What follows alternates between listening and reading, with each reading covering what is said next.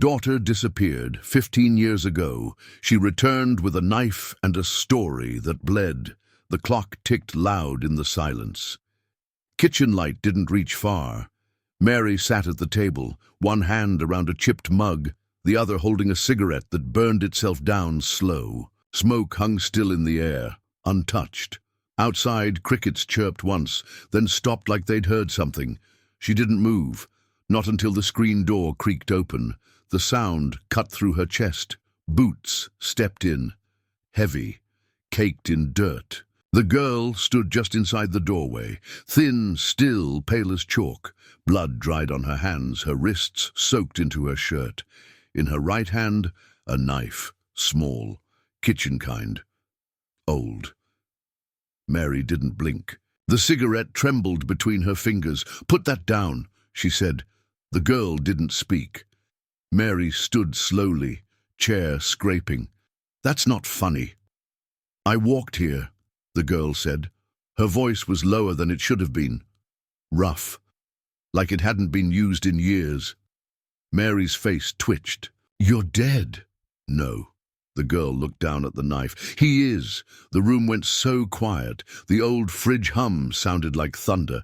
Mary took one step back. The girl didn't move. She watched her like a stray dog waiting to be kicked. Mary leaned on the counter. "Say your name." "I don't use it." "I said say it." The girl blinked slow. "Ava." Mary dropped the mug. It shattered. Coffee sprayed the floor like blood. She didn't look down. Ava stepped in farther. Her knees wobbled once. Her face didn't change. Mary whispered, "What did you do?" "I remembered." Mary shook her head. No, you ain't real. They said you—" "They lied." Ava stared straight through her. "And so did you." The knife slipped from her hand, hit the tile, clinked, then rolled. Ava didn't look at it. Mary backed into the sink, hand to her mouth. Her breathing rattled in her chest. "You were 10, she said. "I'm not anymore." The light flickered. Ava stood in it, bleeding down her arms. Mary whispered, "Jesus, God." Ava interrupted, flat. He wasn't there either. The clock ticked again. Louder now. Mary didn't move. Ava stared at her. One long breath, then sat down at the table like she'd never left. Mary scrubbed the tile until her knuckles turned raw. The blood had gone dry, black around the edges. Ava hadn't moved since she sat down. Same clothes, same knife on the floor between them. The room smelled like copper and cigarettes. Mary kept scrubbing. Her breath caught every few strokes. Her knees ached against the linoleum. The ceiling fan clicked overhead. Dust spun like it was watching. The crucifix on the wall slipped sideways, then fell. It hit the floor hard. Mary jumped, hand to her chest. She didn't look at Ava. "What do you want?" Ava didn't blink. "You never looked." "That's a lie. I remember your shoes, leaving the barn." Mary stood slowly. Her face went white. She clutched the sink like it was the only thing holding her up. "You don't remember," she said. "I remember the rope, the door, your perfume." "No," Mary whispered. Ava's voice didn't shake. "You locked it." Mary doubled over and vomited in the sink. Her whole body trembled. She grabbed a towel, wiped her mouth with shaking fingers. Sweat ran down her neck. Ava didn't move. Mary turned. "You think I didn't try? I know you didn't. I begged the sheriff. You begged him not to ruin your name. That's not true. You lit a fire and walked away." Mary stepped closer. "You don't know what they were, what he was." "I do now." Mary looked down at the towel, stained red. Her hand dropped. Her mouth opened, then closed. "I thought you were gone." "I was." Mary sat at the table opposite her. Ava's eyes never left her. "I prayed for you," Mary said. Ava said nothing. "I still do. God left this house a long time ago." Mary glanced at the crucifix on the floor. Its wooden arm had split down the middle, she whispered. "I didn't know where to look." "I was right here." Mary pressed her palms flat to the table. "You came back to punish me?" "I came back because I remembered." The silence that followed was worse than shouting. Ava looked out the window. The wind stirred the trees, but nothing moved inside. Tires crunched on gravel. Mary stiffened. Ava didn't look up. Through the kitchen window, red dust swirled behind a black truck crawling toward the house. Sheriff Jed stepped out slow, hat already off. He looked older than Mary remembered, tired in the eyes. He saw her first, then saw the girl sitting still at the table. His mouth opened. He didn't move. The screen door banged open. "Mary!" "That can't be." "Don't," Mary said. Jed stared at Ava like he was seeing a ghost. "She's supposed to be dead." Ava met his eyes. "He's not anymore." Jed glanced down. The knife. The blood. His hand twitched toward his belt, then stopped. What the hell happened here? Mary didn't answer. Ava did. "I told him no." Jed took a step forward. "Who?" "You know who." He swallowed. "Ava." She stood. "Say it." His jaw locked. His voice dropped. "Calder." Mary exhaled through her nose. Ava's stare didn't move. "I stayed quiet," Ava said, "for 15 years. Jed rubbed the back of his neck. "Jesus Christ." Ava stepped closer. "He laughed, said I'd be back for more." "He's the governor's son," Jed said. "He's not God." "You killed him?" Ava didn't blink. "No." Jed stiffened. "Then who did?" "I buried him." Jed looked to Mary. "You knew?" Mary shook her head. "I didn't know a damn thing." "You let her stay here?" "She is here. That's all I care about." Jed whispered. "You have no idea what this means." Ava stepped between them. "It means I finally said something." Jed's voice cracked. "Do you know what Calder meant to this town?" "Yeah," Ava said. "And I know what I meant. To nobody." Jed looked at her again, slower this time, like seeing the bruises all over again, just older now. He looked at the blood, her hands. His breath caught. "I have to report this." Mary stepped forward. "You won't." "I have to. She'll burn." Ava turned away. "I already did." Jed stayed in the doorway, stuck between the dust and the kitchen. Ava picked up the knife again, set it in the sink, let the water run. It turned pink and circled the drain. Nobody moved. Nobody prayed. The sky turned the color of bruises as they drove. Mary gripped the dashboard like it might buck. Jed didn't. "Speak." Ava stared straight ahead, her jaw tight. The barn came into view slow, more bones than wood now. Leaning to one side, half swallowed by weeds, roof long gone. Doors off the hinges. Ava stepped out first. Her boots crunched dry ground. Mary followed, then Jed. The air smelled like rust and rain that never came. "Here," Ava said. She stood near the old well. Rocks around it were scattered, moss-eaten. She didn't move. Jed looked at the ground. "You sure?" "Yes." Mary's voice broke. "What are we looking for?" Ava didn't answer. She stared at the dirt like it owed her something. Jed sighed, pulled off his jacket, dropped to his knees. "I swear to God," he muttered, digging. Ava whispered, "Don't say his name here." He froze for a second, then kept going. His hands hit something soft. Fabric. He pulled. A dress. Child-sized. Faded yellow with flowers. Torn through the middle. Mary stepped back. Her hand covered her mouth. Jed kept digging. Dust turned to mud. His fingers scraped something white. He stopped. "Jesus, I said don't," Ava snapped. He pulled back, a tooth, then more, too small. Mary gasped. "Who is it?" she asked. Ava's voice didn't shake. "Me." Jed looked up at her. Pale. "This isn't possible. I remember the rope, the pit, the quiet." Mary stumbled. "Ava." Ava turned to her. "You want proof. There." Jed stood slowly. "I don't understand." Ava stepped to the hole, looked in. "I do." Mary fell to her knees. Dirt clung to her dress. "I thought you ran away," she said. "You did," Ava replied. Jed stared at the bones.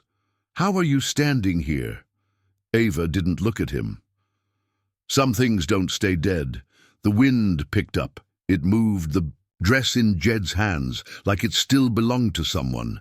Ava watched it for a long time. Nobody said another word, not even the birds. The front door creaked open. Ava stepped inside like she'd never left. Dust clung to the walls. Wallpaper peeled at the edges, yellow roses curling away. She ran her fingers along the seams, slow like reading Braille. The house didn't groan. It listened. Mary hovered near the doorway. "You don't need to." "I do." Floorboards moaned beneath Ava's steps. In the hallway, she paused. Her hand pressed flat against the wall, where the old coat hooks used to be. Paint cracked under her palm. Somewhere inside, a memory stirred. Under the porch, age 10, knees pulled to her chest, screams overhead, a belt whipping the air, boots pacing, mud sliding down her arms. She didn't cry, just bit down hard on her wrist to stay silent. Ava blinked. The wallpaper shimmered. The hallway smelled like smoke. She spoke without turning. "I died twice. The second time I stayed dead." Mary swallowed. "What are you?" Ava looked back at her, eyes hollow. "Your shame." Mary flinched. "That's not fair." Ava moved on, past the cracked picture frames, past the old sewing machine no one touched. Her feet stopped in front of the cellar door. The lock hung, rusted but still there. She reached for it. "No," Mary said quickly. "Don't." Ava glanced back. "Why not?" Mary stepped closer. "It's not for you. It was always for me." Mary shook her head. "Please." Ava unlocked it. Hinges screamed. She pulled it open, let the air rise, cold, damp, familiar. Mary's voice cracked. "Don't go down there." "I already did. You just never followed." She stared into the dark. Her breath was steady. Mary's wasn't. The steps creaked once, twice. Mary whispered, "Whatever's down there, let it stay." Ava answered without looking. It didn't. The cellar swallowed her shape. Mary stood alone in the hall. The walls stayed quiet. But they remembered. Jed stood on the porch with his back to the house, phone pressed tight to his ear, his voice low, clipped. "I told you. She's alive. Or something close to it." Pause. "No, Calder's dead. You don't understand. It's bad." Another pause. "I'll take care of it." He ended the call, pocketed the phone, turned and saw Mary in the doorway. "You knew," she said. Jed didn't answer.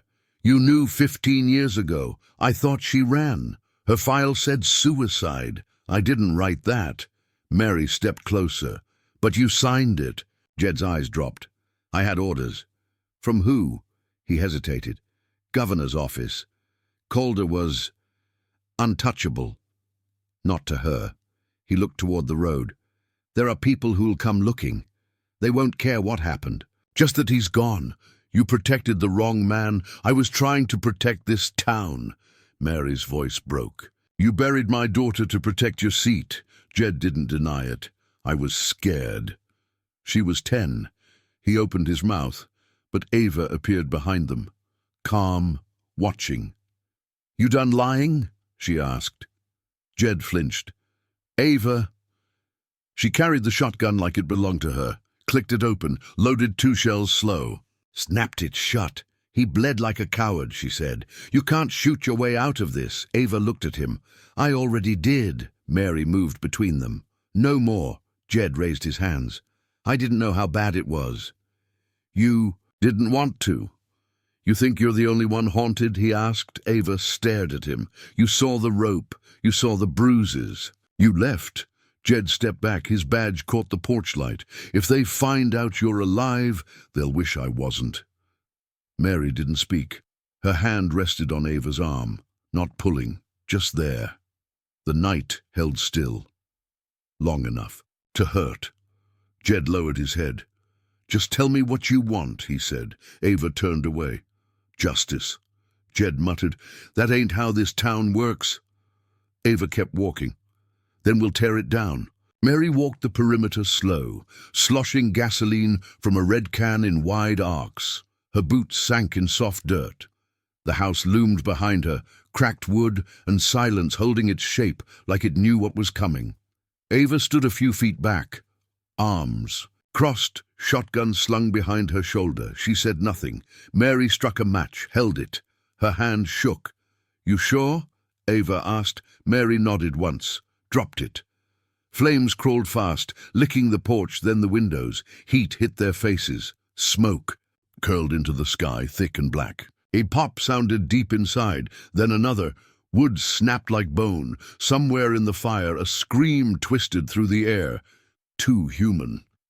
Ava's voice cut low. "That doesn't fix it." Mary didn't look at her. "Then what do you want?" Ava's face stayed hard. "To hear you scream like I did." Mary turned, slow and sharp. "Say that again! You heard me!" Without warning, Mary slapped her. The crack echoed louder than the fire. Ava didn't move. Her face turned slightly with the blow, but her eyes stayed locked. "You think I didn't try?" Mary's voice cracked. "You think I didn't fight for you?" "You didn't." I begged. "No," Ava said flat. "You obeyed." Mary's shoulders sagged. The fire roared behind them. Paint peeled. Glass blew out. The roof began to cave. "I was 17 with a baby," Mary said. "No money, no help, just silence. You chose survival over truth. I chose you. You left me in that house." Mary's hands shook. "I hated myself every day." "Not enough to burn it sooner." They stood quiet. Smoke curled around their ankles. The wind shifted. Ash rained down like snow. "You said you wanted justice," Mary whispered. "I wanted to be heard." Mary stared at the flames. "Do you hear it now?" Ava blinked. "I hear her." The house cracked once more, then folded in on itself. They didn't look away. Not until the screams stopped. The fire had died to coals. Smoke lingered low. Ash drifted through the air like it didn't know where to land. Mary sat on a stump, silent, shoulders slumped. Ava sifted through what was left. Metal hinges, half a door, charred glass. The earth still warm. Near the edge of the debris, Mary's coat lay untouched, tossed over a fence post before the burn. Ava reached for it. Her fingers found something in the pocket. Folded. Thick paper. Sealed. She stared at it a long time before. Opening it, her hands shook. The letter was short. A few lines, written in Mary's tight, slanted hand. The ink faded but clear. "Ava, if you're alive, I never stopped looking. They kept me quiet. I never stopped." Ava read it again and again. Mary didn't move. "I mailed it every year," she said softly. "They returned it every time." Ava looked up. "You wrote this for me?" "I wrote them all for you." Ava stepped closer. "Why didn't you tell me?" Mary looked down at her hands. "You wouldn't hear me. You could have said something. I didn't think I deserved to." Ava's throat tightened. "I thought you forgot me." Mary's voice cracked. "I prayed you'd forget me." Ava's face broke. Her knees gave out slow and heavy. She sank into the ash. "I hated you," she whispered. "I know. I wanted you to hurt. I do." The wind picked up, blew smoke sideways. Mary didn't reach for her, just sat, let the silence fall between them again. Ava held the letter to her chest, not for warmth, for weight. Neither of them cried. They just stayed there.